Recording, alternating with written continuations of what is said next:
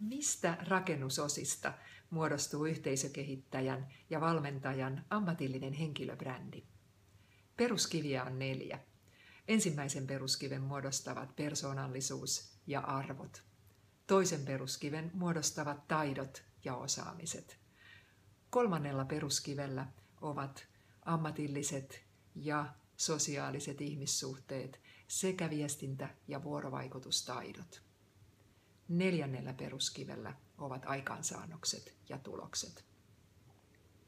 Asiakas kokee yhteisökehittäjän ja valmentajan henkilöbrändin jokaisessa kohtaamisessa.